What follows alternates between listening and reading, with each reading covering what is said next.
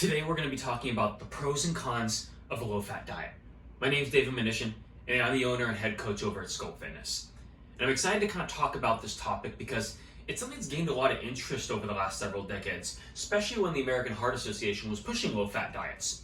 And we've actually learned a lot about the different types of diets that there are and what the benefits and what some of the cons of them are as well. And so when you're evaluating what types of nutritional decisions you should be making for yourself, you got to take some of these things into account. So let's start off with the pros for a low-fat diet and talk about what are the great things that going on a low-fat diet actually does for us. Well, number one is it gets you to actually pay attention. See, that's one of the things that is actually kind of beneficial to going on a low-fat diet or any diet in general, is it actually gets you to pay attention to the foods that you're eating. See, a lot of times we're just on a seafood diet, you see it, you eat it, you put it in your mouth, and you don't really pay attention to what you're doing. But being on a low-fat diet makes you conscious, it makes you aware that when you're making food choices, is this something that has a lot of fat in it? Is it fried? Was too much oil added to it?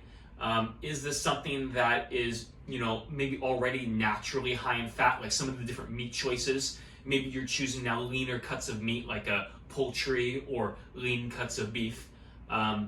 See, those types of critical decisions in your day-to-day eating, you have to end up doing by going on a low-carb diet. Now, number two is that by paying attention, you then start to consume the foods that aren't high in fat. Now, that's not necessarily a better thing, but a lot of the foods that are not high in fat are actually really good for you. So those include things like the fruits, your veggies. I'm just going to put veggies here. Legumes, so your beans, lentils.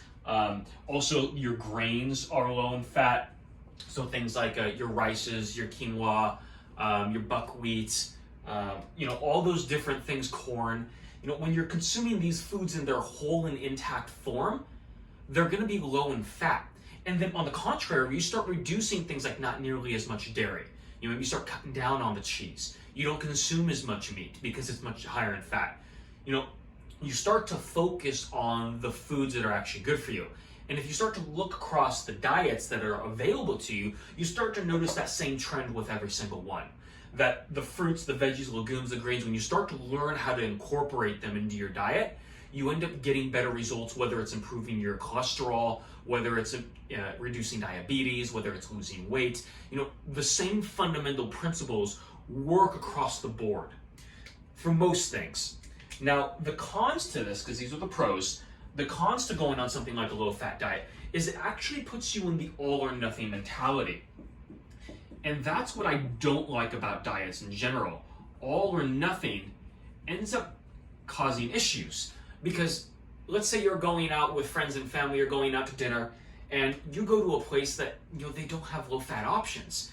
Now you're kind of looking at this as like, dang, well, I can't stick to my diet.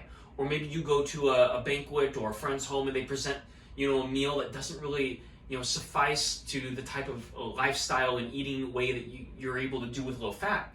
And so it doesn't allow for give and take. It doesn't allow for accommodation of living. And so it creates this all or nothing mentality. And what this ends up doing is then goes to number two, is it actually creates a bad relationship with food. And the reason I say this is you end up looking at foods as good and bad. Because you're looking at everything as whether it's low fat or high fat or in the middle, you start to quantify whether this is good or bad for you. And the truth of the matter is just because a food is higher in fat doesn't necessarily make it bad.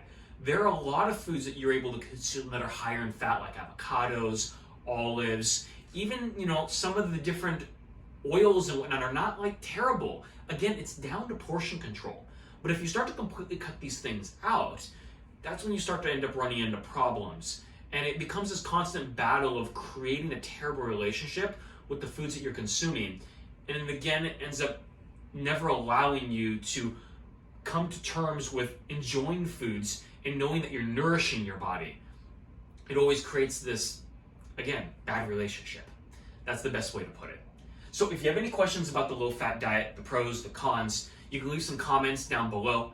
If you want to learn more or learn what's the best way for you to eat, Again, it's always going to be down to what your personal preferences are, and that's what a lot of our nutrition programs and things that we have are tailored towards, is helping you design a way of eating for yourself that is tailored to the things that you already love to do.